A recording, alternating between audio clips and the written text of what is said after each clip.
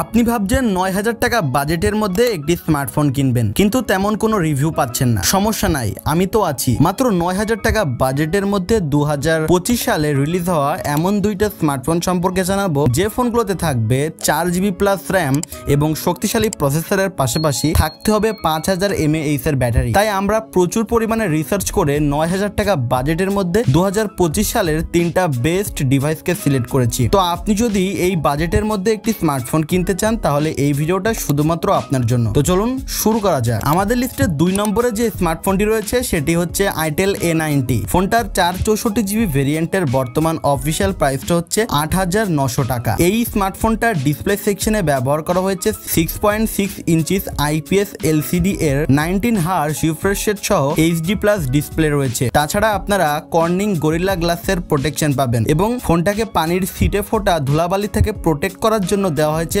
IP54 rating. Itel A90 স্মার্টফোনটিতে main camera হিসেবে পেয়ে যাবেন 13 মেগাপিক্সেল এবং ফ্রন্ট ক্যামেরাতে পাবেন 5 মেগাপিক্সেলের একটি সেলফি ক্যামেরা। প্রসেসর হিসেবে ব্যবহার করা হয়েছে ইউনি SoC T700, যার সাহায্যে আপনারা 2D টাইপের গেমগুলো স্মুথলি খেলতে পারবেন। আইটেল A90 স্মার্টফোনটিতে ব্যাটারি হিসেবে পাবেন 5000 mAh এবং 15 ওয়াটের একটি ফাস্ট চার্জার। তাছাড়া ফোনটি এই মুহূর্তে রান করছে Android 14 এ। আমাদের লিস্টের 1 নম্বরে যে স্মার্টফোনটি রয়েছে সেটি হচ্ছে Symphony Z7 II। ফোনটার 128GB ভেরিয়েন্টের বর্তমান অফিসিয়াল প্রাইসটা হচ্ছে 9200 টাকা এবং স্মার্টফোনটি এই মুহূর্তে রান করছে লেটেস্ট Android 15 এ। সেদিক দিয়ে দেখতে গেলে আইটেলের থেকে Symphony অনেকটাই এগিয়ে আছে। স্মার্টফোনটিতে ডিসপ্লে হিসেবে ব্যবহার করা হয়েছে 6.88 ইঞ্চিসের IPS LCD এর 120Hz রিফ্রেশ রেট সহ ফুল HD+ display. Symphony Z7 II ডিভাইসটিতে বর্তমান সময়ে প্রসেসর হিসেবে ব্যবহার করা হয়েছে ইউনি SoC T66,